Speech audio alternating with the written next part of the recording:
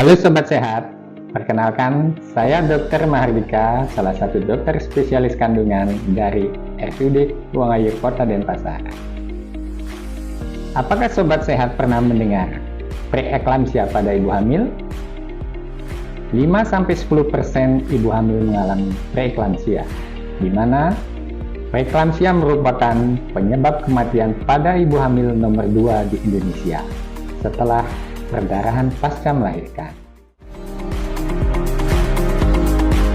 Preeklamsia merupakan suatu kondisi di mana terjadi peningkatan tekanan darah di atas normal yang dijumpai pada umur kehamilan di atas 20 minggu, disertai dengan salah satu gejala sebagai berikut. Yang pertama, protein urea, yaitu ditemukannya protein di dalam air seni.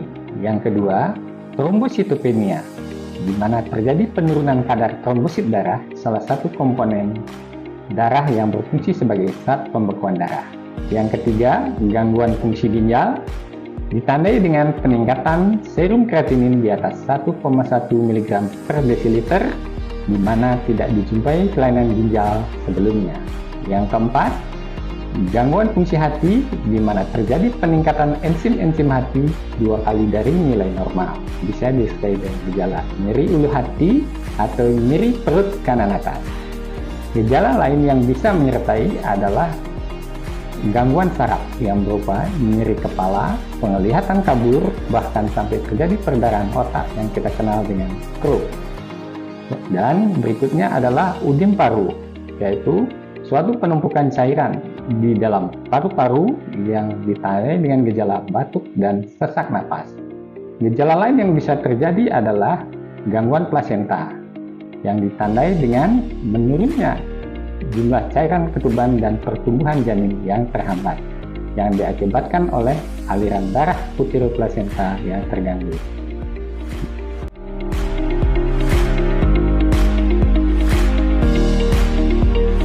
Yang pertama adalah ibu hamil dengan usia lebih dari 40 tahun.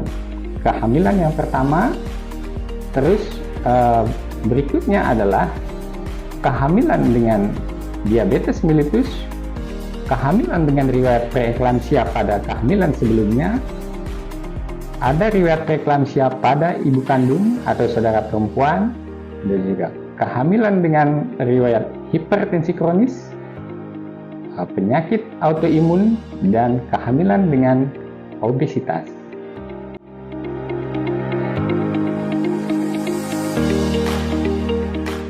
Karena preeklamsia dapat menyebabkan komplikasi yang serius baik pada ibu maupun janinnya. Karena sebagian dari penderita preeklamsia ini bisa mengalami perburukan yang menjadi eklamsia. Eklamsia adalah kejang pada ibu hamil.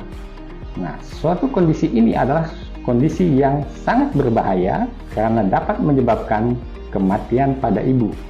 Komplikasi lain yang bisa terjadi pada bayi adalah gangguan pertumbuhan, kelahiran prematur, sampai kematian janin dalam kandungan.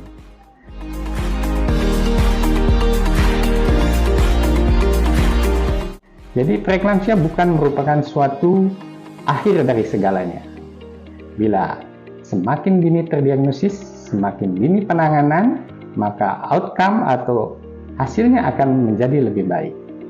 Jadi, untuk bisa mencegah preeklamsia ini memang sulit, tetapi bisa diminimalkan risiko yang bisa terjadi. Apa yang harus kita lakukan? Nah, Bunda bisa melakukan pengaturan pola makan dengan mengkonsumsi garam yang tidak terlalu berlebihan, minum air yang cukup, mengkonsumsi makanan sayur dan buah-buahan sebagai antioksidan, dan cukup istirahat. Dan Bunda harus melakukan pemeriksaan kehamilan secara rutin sehingga dokter bisa mendeteksi bila terjadi perubahan tekanan darah ke arah yang tidak normal.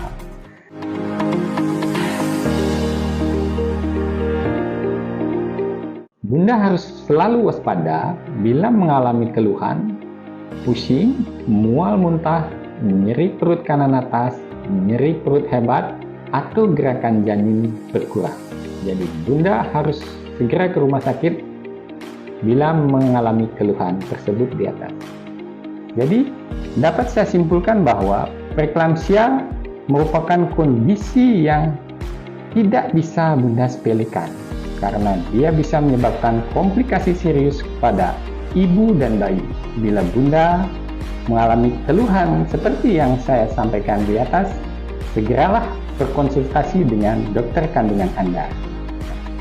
Demikian, terima kasih, salam sehat.